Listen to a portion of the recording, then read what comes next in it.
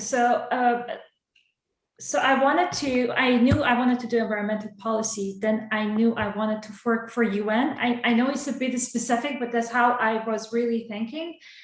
And so I started looking at the UN website, the type of jobs they offer, the type of contracts, how I can get into, and I started talking to people. Did the UN model conference on the campus for the undergraduate students. And through that, gathered more information, the type of skills the UN system usually requires. Then found somebody through friends of friends who's a program officer in UN Montreal, and talked to her. And then I started applying for internships. So I aimed for internships at UN, and I landed one in Geneva. Right after I finished my PhD, I flew to Geneva. I started a 6-month internship with United Nations Environment Program. After that 6 months, they offered me a consultancy contract for 2 years. And I worked with them for 2 years. I traveled a lot. I worked with a lot of great people. And it all started with that internship. And after that 2-year contract, I got an offer in Luxembourg. So that's how this all happened. Yep. Hi, everyone. So I'm Tim Haltigan, and I got my PhD from McGill in geography in 2010. So my research was comparing landscape evolution in the Canadian high Arctic with similar landscapes on Mars. And so since then, I started with the Canadian Space Agency, where I'm currently at, and I'm the senior mission scientist in planetary exploration. So basically, anything that Canada does in the solar system that's not looking directly at the Earth or the sun, I'll have something to do with. Up on that, getting that experience and that exposure to the way that other institutions and other areas do their work really was important. So I ended up working on a number of different concept studies and contracts and projects that my supervisor had actually won grants or contracts for. But it was everything from, trying to design a radar for the moon to understanding a geophysical network on different planets. And so for me, the thesis was very much one of the things I was doing while I was in grad school, as opposed to the thing I was doing. And I think, to be honest, I remember at the time I was always so nervous and frustrated because, I thought it was taking me away from what I was supposed to be doing in my core responsibilities. But what I realized afterwards is that it was exactly that experience that best prepared me, I think, for professional life afterwards. I mean, first of all, the ability to multitask. Grad school is the only time you're ever going to have that you can focus on one project. So I like anyone watching this now, take advantage of it. If you like your thesis, if you like your research, dive in and have fun. But learning how to do multiple projects at once was really important. And honestly, going out and networking. I mean, I worked with people in industry and from other universities that I still collaborate with today. And this, I met them as grad students. And so just, expanding that professional network and getting different types of experience while you can do it is hugely beneficial. Mm-hmm. Well, I think it's actually an excellent question, because I have to be honest, sometimes there were moments I wondered how much having a PhD helped me. But I think in the big picture, yes, because having gone through the whole process, right?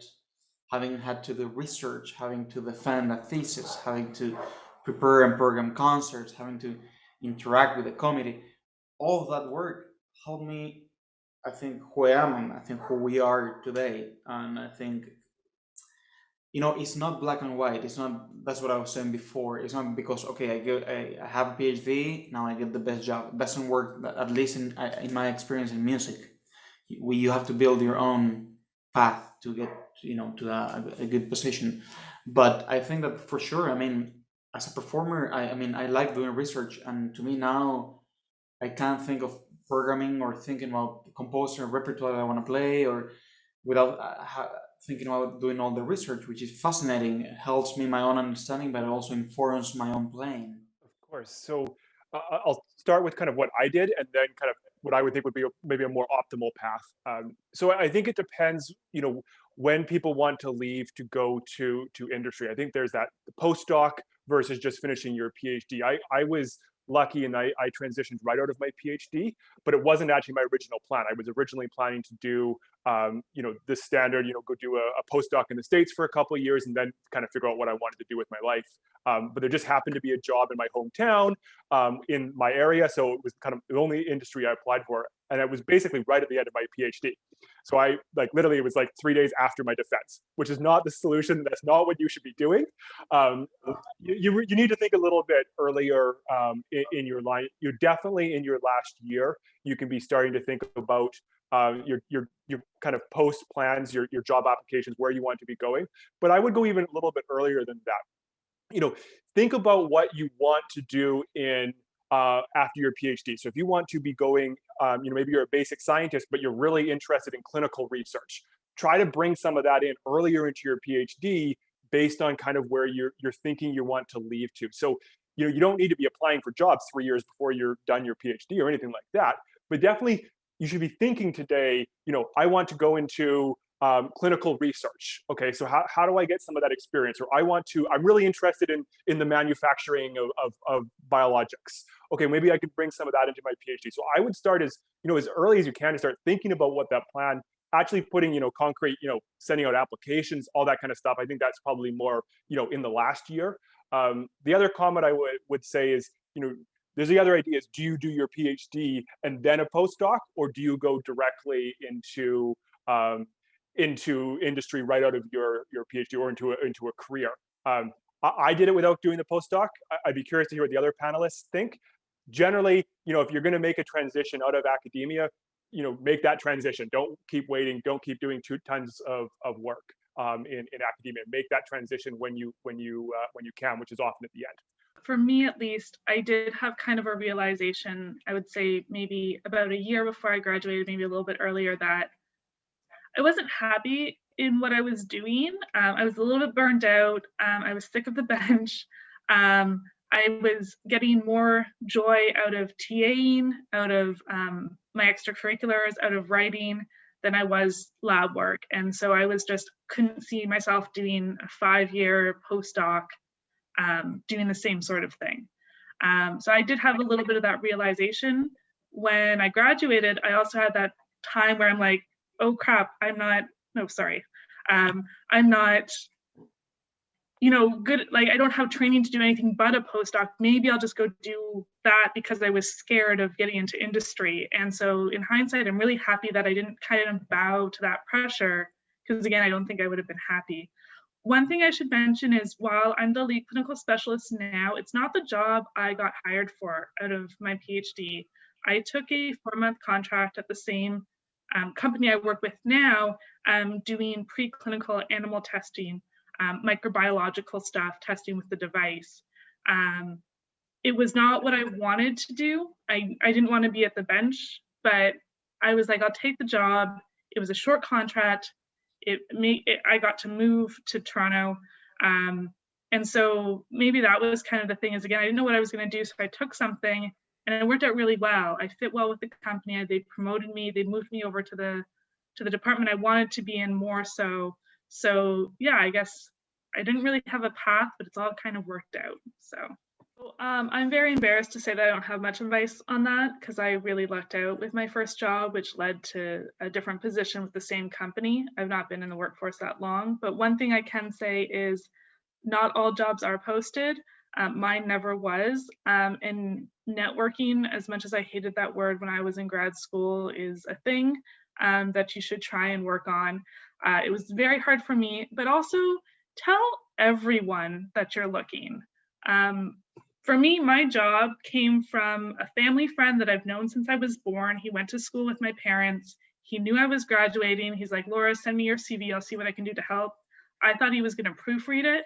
He sent it out to all of his contacts, one of which was the CEO of my current company, who, when one of their employees was like, we need to hire a science person to do this job, he pulled my resume out of his bottom drawer and said, look at this girl. I got an email, I got a call, I got a job. Not how I expected to get a job. So you don't know who's going to know someone who's going to know someone that might have something that would work for you. So tell everyone you're looking and kind of what you're looking for. And other than, of course, doing your search with the websites like Mark said, and LinkedIn is very useful too. So. And my other advice to you, and remember, I had 3 kids under 5. I didn't have a lot of money. I had my Shirk Fellowship. Don't waste a lot of time. So I finished my PhD, learned another language, did field work, took care of my family in 3.5 years.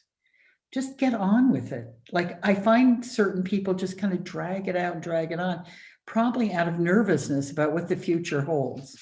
So just get on with it, because dragging it out doesn't necessarily improve it. And then never be afraid when you go to your final the defense of your dissertation, because you know more than anybody else about that topic in the room. And I think Joshua was saying that you become the expert in it, and just believe in yourself most of all, and be willing to open many doors. You know, in addition to the industry and the performance that was talked about by Juan and Joshua, you know, there's government jobs. The government really appreciates people with PhDs. There are non-governmental jobs, agency jobs, organizations jobs. There are jobs in publishing. There's a wide spectrum of jobs that a PhD is helpful for. So, you know, keep applying different places and see what it is that really turns you on the most. It may not be academia. It may be something else. If I could go back and talk to 2012, Marco just started, I would just sit down with past myself and just say, you know, like, I know you think that even if it's hard, you're going to conquer everything by publishing a lot. You're going to publish a lot, and that's great, and that's very useful, but there's more to it. And even if it doesn't work out, and like you find other passions and you get out of academia, it's going to be amazing anyway. So like, there's so many other opportunities outside, and there's so many skills that PhDs learn during their period in which they're PhDs. But it's not just about research, it's about organizing panels, organizing conferences, creating posters. Why not? Dealing, like, if you're in a research project, dealing with RAs and like supervising. There's so much you learn, but like sometimes as PhDs we don't listen. I wasn't listening, for example, for a while. And you get to understand afterwards how much these skills are very valuable. And it's not just about publishing papers or like getting super ready for the job market, because as a matter of fact, there are so many other factors that count. And sometimes it's not just about like the quality of our research, it's about so many other variables that are beyond us. So if you're starting a PhD, I would say, great. I loved my PhD and I still cherish every moment, and I work as a professor. So yes, there are chances, and I'm sure you will do great.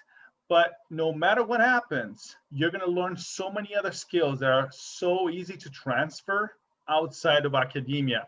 You just need to know how to frame them afterwards.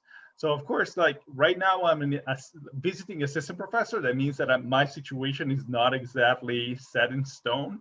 And that's the reason why I love the more entrepreneurial thing that I am doing, which is very rewarding in terms of both personal growth, but also in terms of what happens if, for example, I cannot continue being a professor for a while. There's so much more that I can do. And it's so easy. It will be potentially very easy for me to just reshape my CV and to find something else as rewarding. So yes, think about like soft skills and not just about publications. What I want people who are listening today just to take one thing out of this is that I made it out of scratch with really no network, no connections, just studying really hard and working really hard. And I want them to know that if you know what it is that you want to do after a PhD and you're persistent and determined to find it, you're just going to land it. Don't get disappointed. Talk to people, reach out to people. There's going to be always people who are going to give you good advice. There's going to be discouraging things, but there's going to be people who are going to take your hand and help you to get there. But start early on, and I think that's what I did. From second, third year, I identified what I wanted to do and then started working around it, what I need in terms of competence and skills to land it.